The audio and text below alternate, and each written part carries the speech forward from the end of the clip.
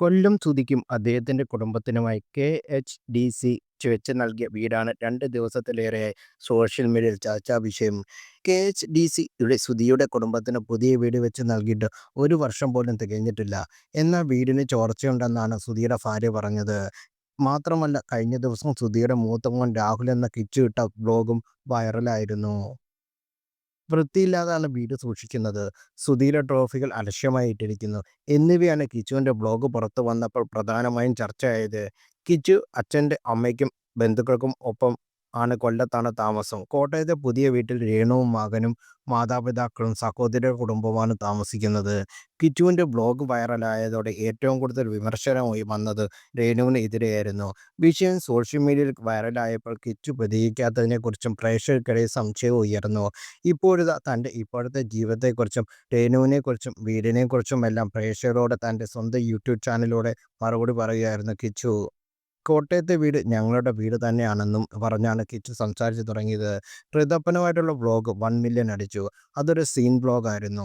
വീട് വെച്ച് തന്ന ചേട്ടൻ പറഞ്ഞത് കേട്ടിരുന്നു. അതിനുള്ള മറുപടി തരാം. ക്ലാസ് ഉള്ളത് കൊണ്ടാണ് എപ്പോഴും പോകാൻ പറ്റാത്തത്. ഇനി ഇടയ്ക്ക് മാത്രമേ ക്ലാസ്സുള്ളൂ. അതുകൊണ്ട് ഋതപ്പനെ കാണാൻ ഇടയ്ക്ക് പോകും. അനിയനെ ഞാൻ തീർച്ചയായിട്ടും നോക്കും.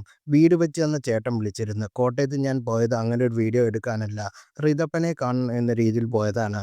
അച്ഛൻ്റെ ഇൻഷുറൻസിന് ഒരു കേസുണ്ട്. അതിൻ്റെ പേപ്പർ കൊടുക്കാൻ കൂടിയാണ് കോട്ടയത്ത് പോയത്. അല്ലാതെ മോശമായി ചിത്രീകരിക്കാൻ വേണ്ടി ചെയ്തതല്ലെന്നും കിച്ചു പറഞ്ഞു.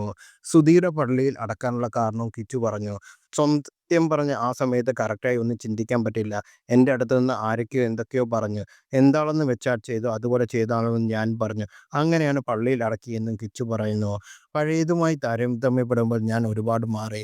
പണ്ട് ഇത്രയൊന്നും സംസാരിക്കില്ലായിരുന്നു. ട്രെയിനുമ്മ ഷൂട്ടിങ്ങിലാണ്. യൂട്യൂബ് ചാനലിൽ 1,00,000 സബ്സ്ക്രൈബേഴ്സ് കഴിഞ്ഞു.